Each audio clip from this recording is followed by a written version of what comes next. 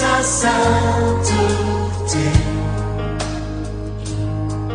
L'univers crie sa majesté. Chantons gloire et puissance, force et louange à l'agneau immolé. Bonsoir frères et sœurs. Nous rendons grâce à Dieu pour votre présence ici cet après-midi. Nous allons prier le Seigneur pour présenter ces moments à notre Dieu. Seigneur, nous te bénissons et nous te rendons toute la gloire, nous te rendons tout l'honneur, nous te rendons toute la puissance, toute la richesse, toute la sagesse, la force et l'autorité. Seigneur, pour ta présence parmi nous cet après-midi, tu as encore des choses à nous dire, tu as encore des choses à faire dans nos vies. Seigneur, c'est pourquoi nous te sommes reconnaissants, Seigneur, de nous avoir rassemblés en ces lieux pour écouter ta parole, mais également pour bénéficier de tes grâces innombrables, Seigneur. Sois béni, Seigneur, pour le Saint-Esprit que tu as mis à notre disposition pour nous instruire. Honneur, louange à toi, Seigneur. Parle-nous, tes serviteurs et tes servantes écoutent. Au nom de Christ Jésus, Amen. Nous allons prendre nos Bibles dans l'épître de Paul aux Hébreux et nous lirons à partir du verset 19 du chapitre 10, Hébreux chapitre 10. Nous allons lire à partir du verset 19. Je vais lire pour nous tous.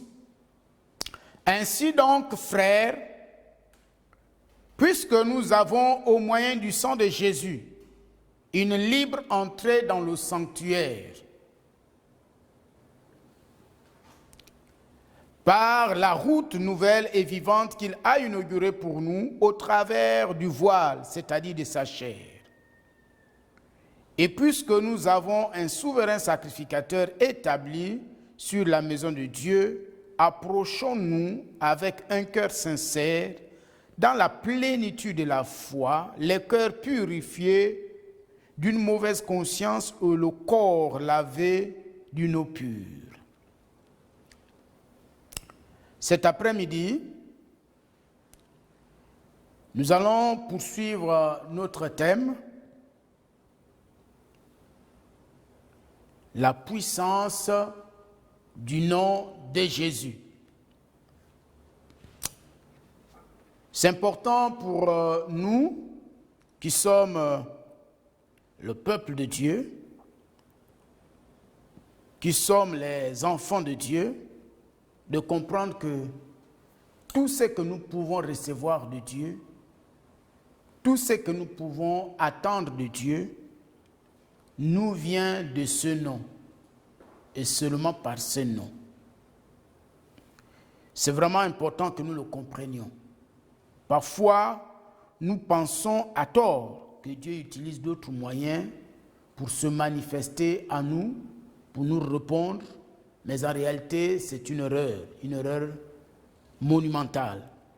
C'est seulement par Jésus et seulement par Jésus que nous pouvons recevoir de Dieu, que nous pouvons attendre de Dieu. C'est pourquoi nous allons encore voir deux raisons cet après-midi qui doivent nous inciter à prier au nom de Jésus, mais à le faire avec foi. La première raison, nous la trouvons donc dans le passage que nous venons de lire. Pourquoi c'est important de prier au nom de Jésus? C'est parce que c'est par Jésus-Christ que nous avons le libre accès dans la présence de Dieu. C'est par Jésus-Christ que nous avons le libre accès dans la présence de Dieu. Nous allons regarder Genèse 22. Genèse 22.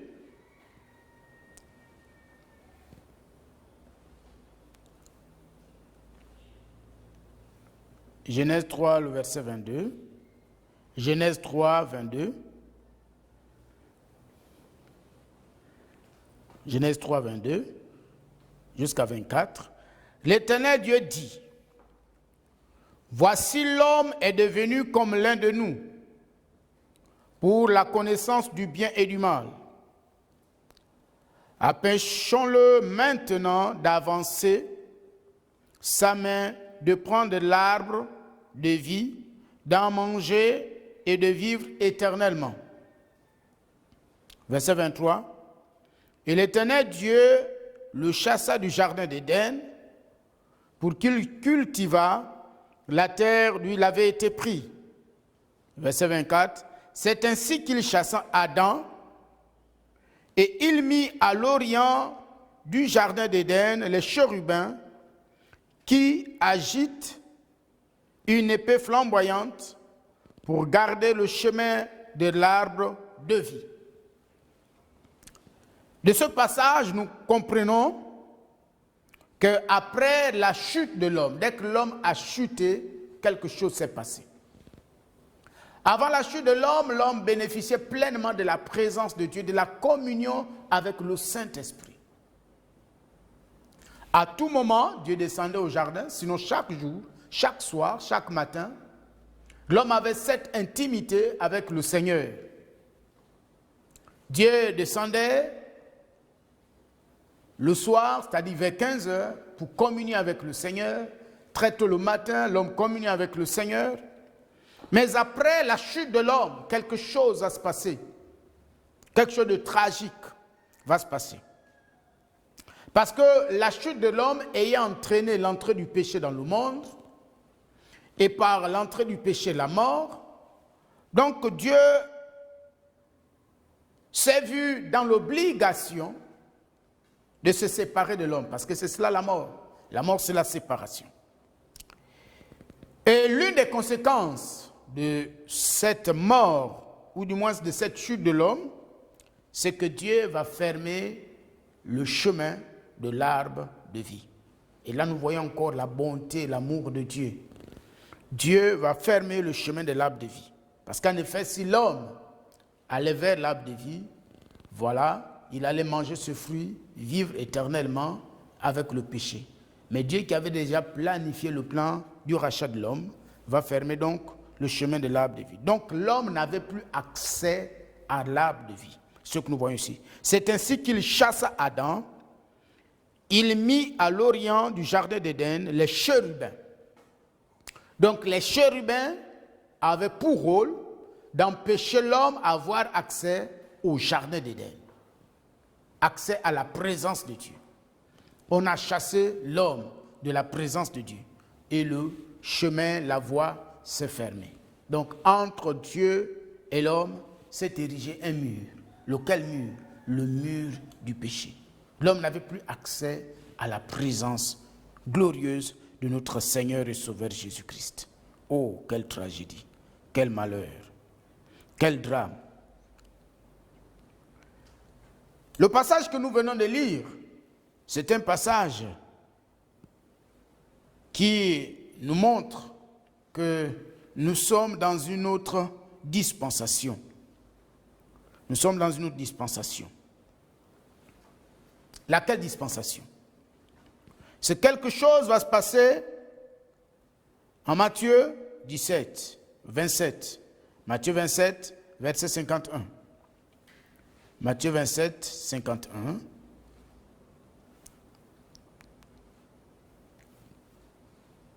Matthieu 27, 51.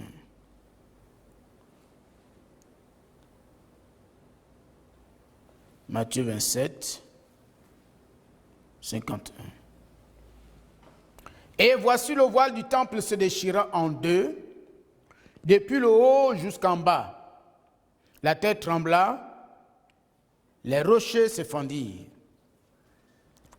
Donc je disais que lorsque l'homme a chuté, le chemin du lieu très saint, le chemin de la présence de Dieu s'est trouvé fermé. Et l'homme était dans l'interdiction d'entrer dans la présence de Dieu. Il était impossible de communier avec le Seigneur, de communier avec Dieu.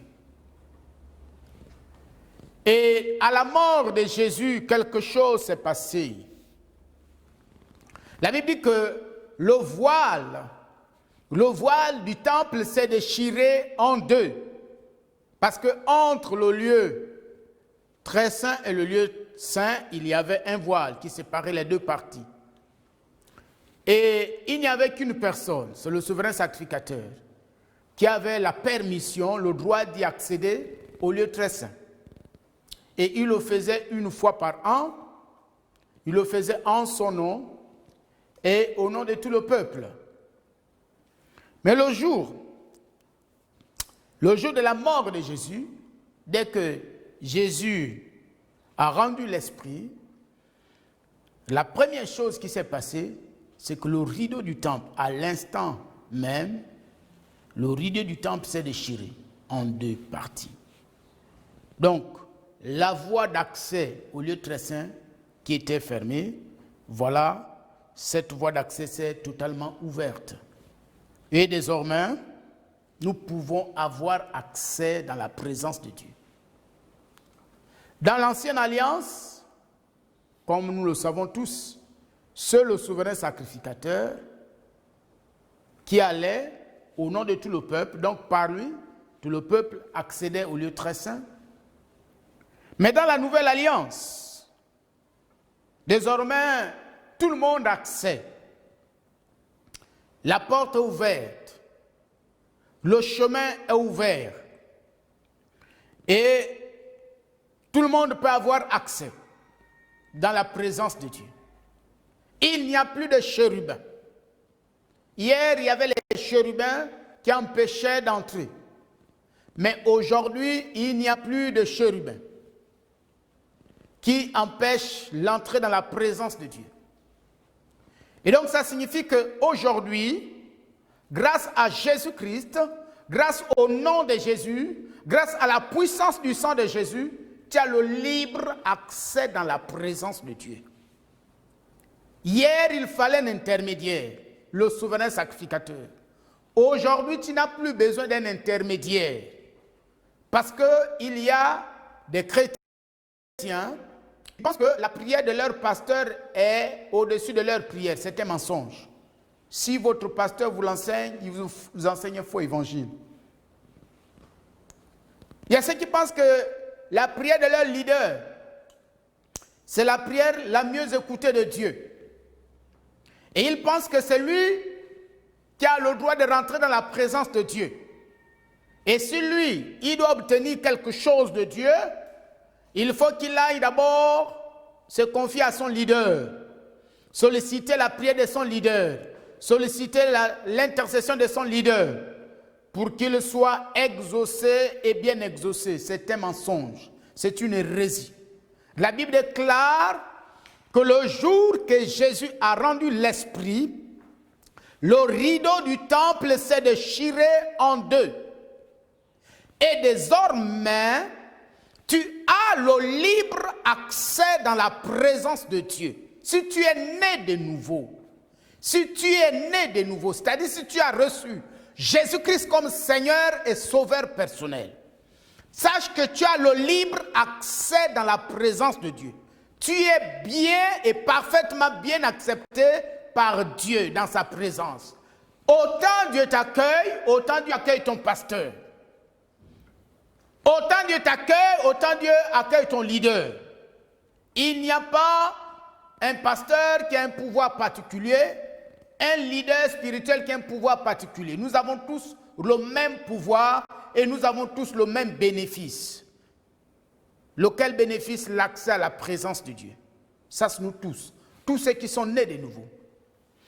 C'est très important. C'est pour te dire quoi? C'est pour te dire que là où tu es assis, tu peux avoir la foi, la certitude que ce que tu as à demander, maintenant que tu m'écoutes, c'est que tu as à supplier le Seigneur pendant que tu m'écoutes. Sache que le Seigneur t'écoute parfaitement bien. Sache qu'il accorde une parfaite attention et un parfait intérêt à tes propos, à tes désirs et à tes préoccupations, frère. C'est la vérité. Le chemin est ouvert. La voie est ouverte. J'ai dit, j'ai vu le ciel ouvert. Le ciel ouvert, le chemin est ouvert, le lieu du très, la voie du lieu très saint est ouvert. Et c'est pour toi que Dieu a ouvert ça. C'est pour que désormais toi-même, tu te tiennes devant Dieu et tu expliques ton problème.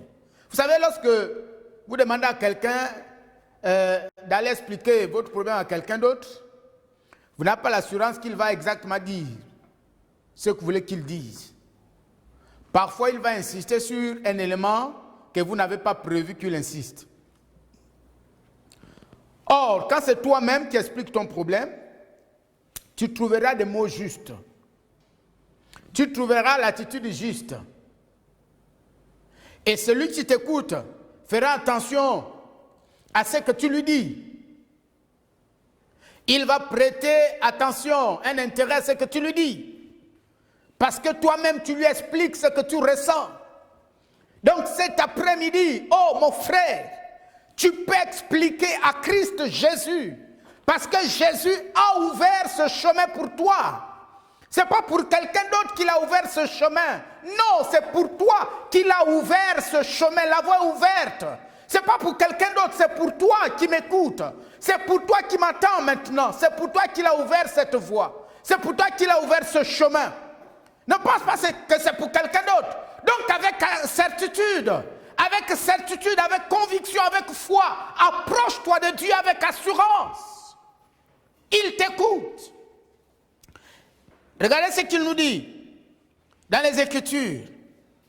Allons-y dans Hébreux, le passage que nous avons lu. Le passage que nous avons lu. Le passage que nous avons lu, nous sommes dans Hébreux 10, le verset 16. Suivez ce qu'il dit. Au verset 19. Ainsi donc, frères, puisque nous, Paul utilise un langage inclusif, donc y compris lui, puisque nous avons, au moyen du sang de Jésus, il y a un moyen. Lequel moyen? C'est le sang de Jésus. Or, c'est grâce à ce sang que tu as été pardonné. C'est grâce à ce sang que tu as été justifié. Donc, si tu avais été justifié par le sang de Jésus, si tu avais été pardonné par le sang de Jésus, tu peux avoir la certitude que pendant que tu m'écoutes, Dieu t'écoute parfaitement. Le Saint-Esprit t'écoute. Il ne t'écoute pas à cause de toi. Il t'écoute à cause du sang de Jésus. Il dit, au moyen du sang de Jésus. Ce n'est pas toi le moyen dont Dieu se sert pour t'écouter. Ce n'est pas toi la raison dont Dieu se sert pour t'écouter. Il t'écoute parce qu'il y a un sang qui se présente devant lui. C'est le sang de Jésus. Oh, merci Seigneur Jésus. Donc ce n'est pas toi la raison de l'intérêt de Dieu. Ce n'est pas toi la raison de l'attention de Dieu. La raison de l'intention de Dieu et de l'intérêt de Dieu, c'est le sang de son Fils. Souvenez-vous que la semaine dernière, nous avons vu que le sang de Jésus parle en notre faveur. Et là, on nous dit qu'ainsi donc, frères, puisque nous avons au moyen du sang de Jésus, au moyen du sang de Jésus, le moyen ici, c'est le sang de Jésus. Tu portes la marque du sang de Jésus par l'œuvre du salut dont tu as bénéficié. Et donc, grâce à cette marque de la rédemption qui est sur toi, oh, vous savez, plusieurs chrétiens pensent qu'ils n'ont pas la marque du sang de Jésus sur eux. Il y a même ceux qui pensent que ils auront le signe de la bête. C'est terrible, hein? Vous voyez, les gens croient à des hérésies comme ça. Le signe de la bête, ce n'est pas pour ceux qui sont nés de nouveau. Tu as déjà la marque de Dieu, c'est le sang de Jésus. Et donc c'est grâce à cette marque du sang de Jésus qui est sur toi que tu as une libre entrée dans le sanctuaire. Une libre entrée dans le sanctuaire. Vous voyez? C'est comme quand vous allez à une cérémonie. On remet à chaque invité une carte d'invitation. Et quand vous arrivez devant le portier, il vous demande de présenter votre carte d'invitation. Et grâce à cette carte d'invitation, vous aurez accès à la salle de cérémonie. Oh, tu as une carte d'invitation qui te donne accès à la cérémonie, à la bénédiction, à la guérison, quelle que soit la maladie. Est-ce que c'est un cancer? Est-ce que c'est le diabète? Est-ce que c'est le coronavirus? De quoi souffres-tu? Est-ce que c'est l'appendicite? Est-ce que c'est la hernie? Est-ce que c'est l'arthrose? De quelle maladie souffres-tu? Est-ce que c'est la dépression?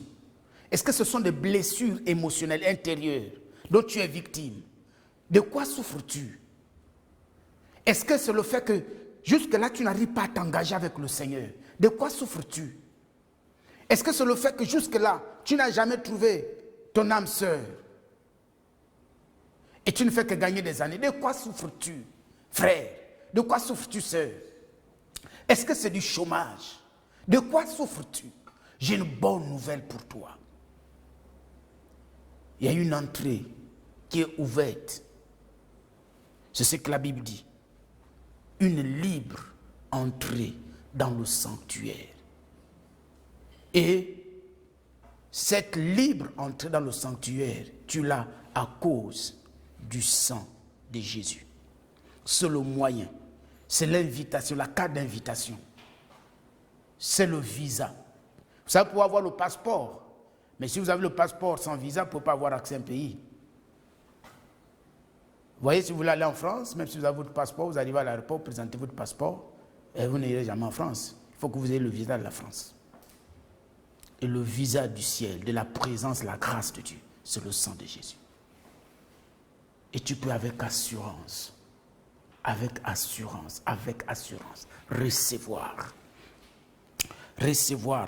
recevoir tout ce que tu attends du Seigneur. Tout ce que tu attends du Seigneur. Voyez-vous, la Bible nous dit que Dieu avait placé les chérubins à l'orient du jardin d'Éden. Mais quelque chose d'extraordinaire s'est passé. Vous savez, l'étoile est rentrée à Jérusalem par l'Orient. Et l'étoile n'est pas rentrée seule par l'Orient. Il y avait les mages de l'Orient. Ils suivaient la direction de l'étoile. Donc, ils sont venus de l'Orient. Ils ont eu accès à Jérusalem par la voie de l'Orient, par la direction de l'Orient. Ils ont eu accès à Jérusalem. Vous savez, le jour de la fête des Rameaux, quelque chose s'est passé. Jésus est rentré triomphalement à Jérusalem. Or, traditionnellement, c'est le souverain sacrificateur. C'est le souverain sacrificateur, 4 jours avant de la Pentecôte, il allait chercher l'agneau pascal. Et à un seul endroit, on trouvait l'agneau pascal. C'est à Bethléem. À Bethléem. Et c'est pourquoi notre Seigneur, l'agneau pascal, qui n'est pas mort, il n'est plus mort seulement pour le péché d'Israël en tant que nation, mais pour toute l'humanité. C'est pourquoi, voyez-vous, les mages qui représentaient les nations sont eux aussi rentrés par la voie de l'Orient en suivant l'étoile. Alors donc, ce jour-là, Jésus-Christ lui-même, en tant que sacrificateur, mais aussi en tant que sacrifice, il était à la fois le sacrifice et le sacrificateur. Il est rentré par la porte de l'Orient. Parce que lorsque le souverain sacrificateur revenait de Bethléem avec l'agneau, il entrait dans le temple par la porte de l'Orient. Et ce jour-là, Jésus également rentré par la porte de l'Orient. Donc ça veut dire quoi? Ça veut dire qu'il mettait fin au ministère des chérubins qui fermait la porte d'entrée dans la présence de Dieu. Désormais, on pouvait y entrer. On pouvait y entrer. C'est pourquoi, voyez-vous, à la résurrection de Jésus, il y avait 2 anges. Un au pied et l'autre à la tête. C'étaient les 2 chérubins qui empêchaient, mais ce jour-là, ils n'ont plus empêché. Jean a eu accès dans le sanctuaire. Pierre a eu accès dans le sanctuaire parce que la voie est ouverte. La voie est ouverte. C'est pour te dire quoi? C'est pour te dire que frère, sœur, toi qui m'écoutes cet après-midi, toi aussi tu as accès. Tu as accès. Quelle est la situation, le problème qui te dépasse? Quel est le problème qui te dépasse? J'ai une bonne nouvelle pour toi. C'est que tu as accès dans la présence, à la présence de Dieu. Tu as accès, tu as libre accès. Tu n'as pas seulement accès, mais tu as libre accès. C'est-à-dire, une puissance ténébreuse ne peut pas venir dire pourquoi tu vas aller là-bas. Lui seulement, est-ce que tu ne vois pas sur moi la marque du sang de Jésus? C'est pourquoi il faut te rassurer que tu as réellement Jésus dans ta vie. Comme si tu ne l'as pas encore, reçois-le comme Seigneur et Sauveur personnel. La dernière chose, pourquoi nous devons prier au nom de Jésus, la dernière raison, et on va terminer, nous la trouvons dans Hébreu 4. Hébreu 4, verset 16. Hébreu 4, 16. Hébreu 4, 16.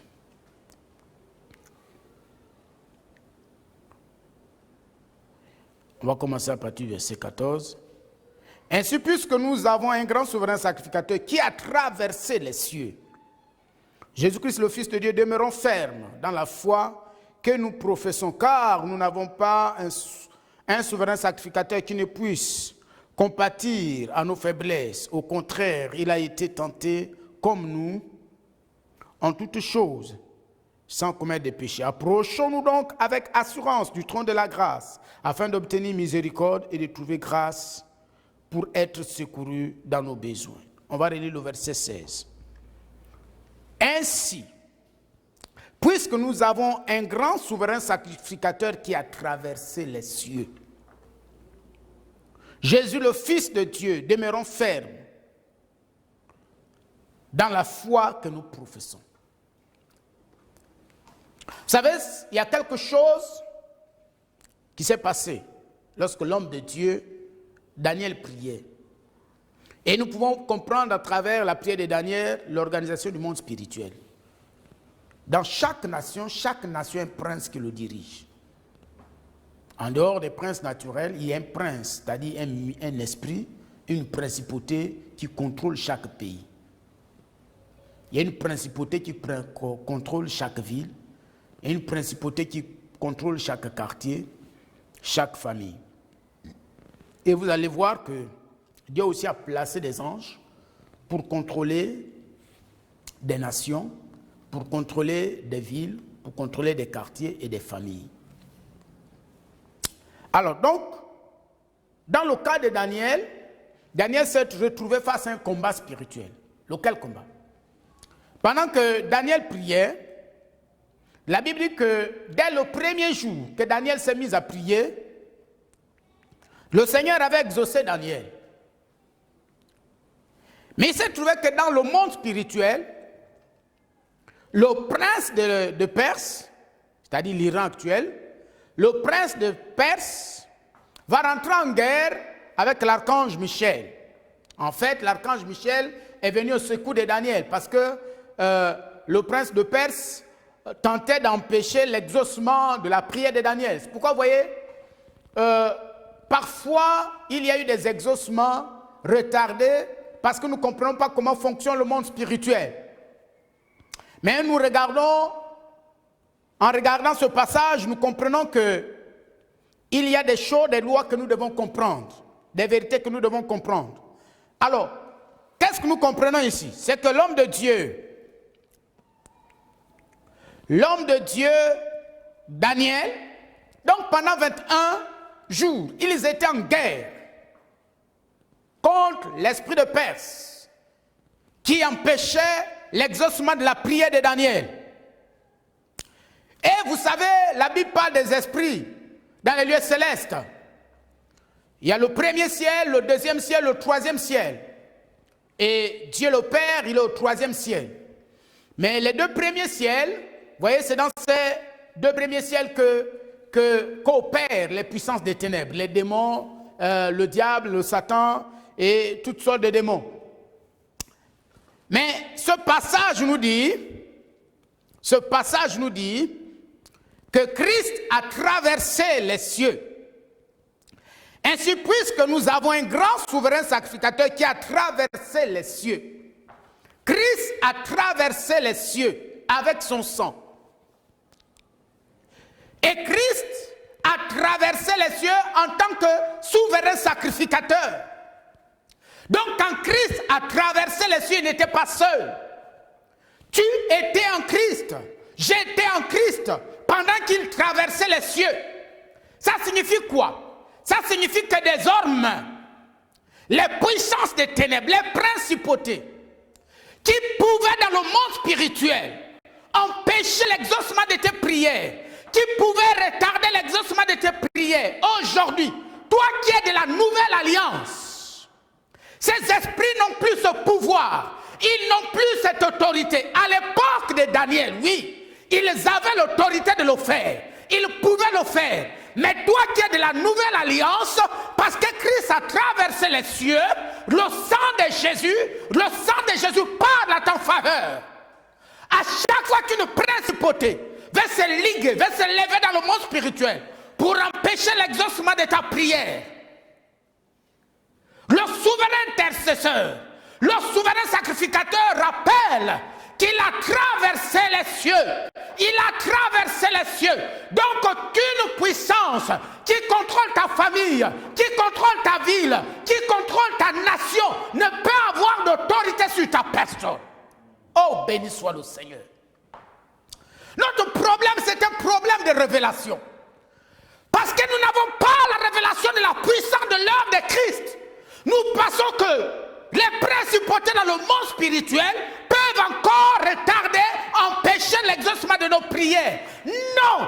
Toi qui es de la nouvelle création, toi qui es né de nouveau, aucune puissance des ténèbres ne peut se lever devant la goutte du sang de Jésus, devant la puissance du sang de Jésus pour s'opposer à ta prière. Est-ce que tu comprends quelque chose? Est-ce que tu saisis quelque chose? Donc ça veut dire que quand tu te lèves dans la prière au nom de Jésus, tu n'as plus besoin de douter de quoi que ce soit.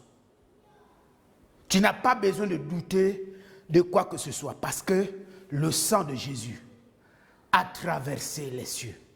Ça veut dire quoi? Ça veut dire que ça donne libre cours au ministère des anges dans ta vie.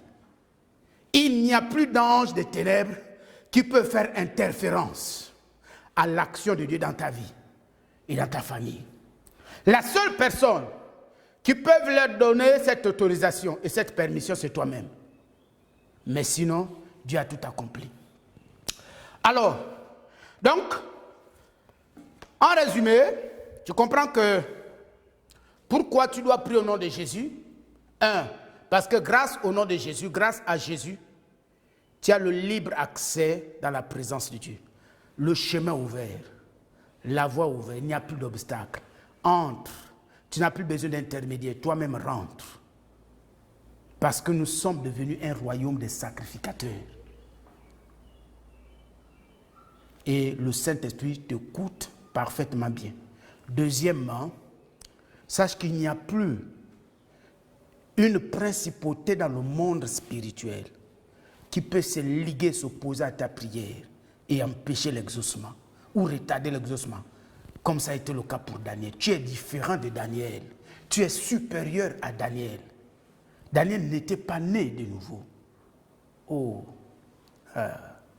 Daniel n'avait pas la nature de Dieu. Toi, tu as la nature de Christ. Daniel n'avait pas la présence permanente de l'Esprit de Dieu en lui. Mais toi, tu as la présence et la nature de Dieu. La vie Zoé de Dieu coule de façon surabondante en toi. Donc, c'est pourquoi donc, tu peux cet après-midi, pendant que tu m'écoutes, prier avec assurance, prier avec foi, et tu vas voir ce que le Saint-Esprit a prévu faire dans ta vie, il va le faire.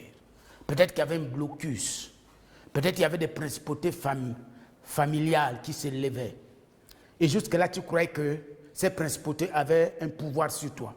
Maintenant que tu as compris que Jésus a traversé les cieux avec son sang, parle à ces principautés, dis-leur que j'ai découvert qu'en réalité vous n'avez plus d'autorité sur moi. Alors vous allez prier avec moi. Pose ta main. Pose ta main sur ta tête. Je prie pour toi. Alléluia.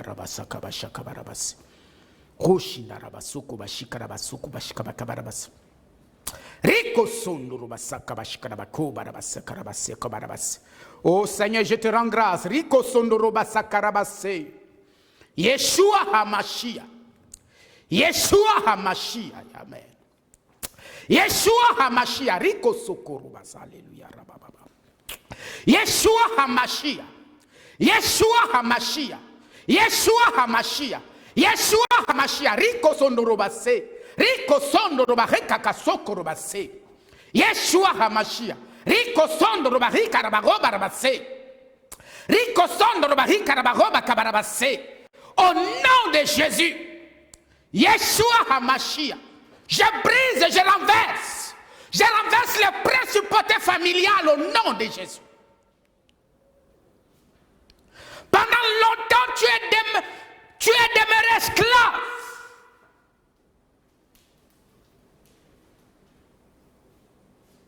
Tu es resté esclave.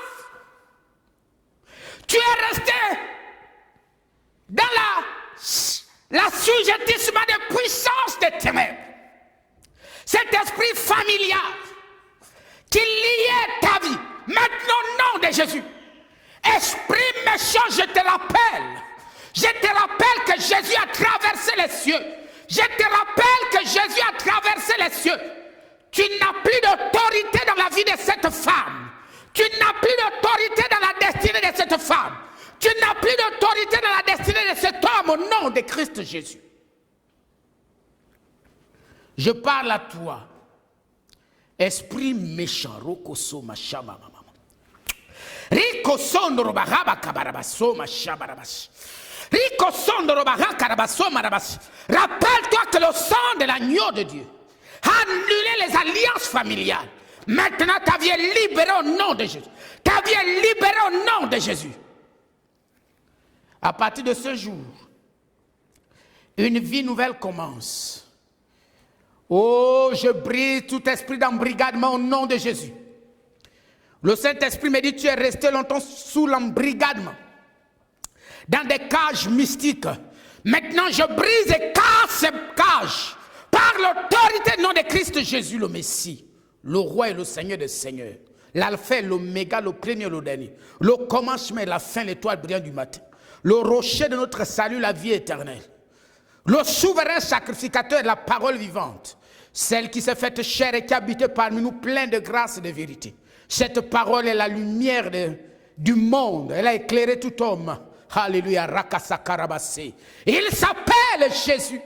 Yahushua HaMashiach. Yahushua HaMashiach. Merci. Parce que je vois les liens. Je vois les liens. Je vois les chaînes qui tombent. Je vois les liens qui tombent. Oh, je vois des serpents. Je vois maintenant au nom de Jésus. Je coupe la tête de ces serpents. Oh Jésus, je te rappelle que Jésus a écrasé ta tête au nom de Christ Jésus. Seigneur, je te bénis pour cet après-midi. Merci pour ton action au nom de Christ Jésus. Amen. Soyez bénis. Nous nous retrouvons dimanche à 9h pour le culte dominical. Continuez à nous soutenir dans la prière et que Dieu vous bénisse et qu'il bénisse vos familles. Merci.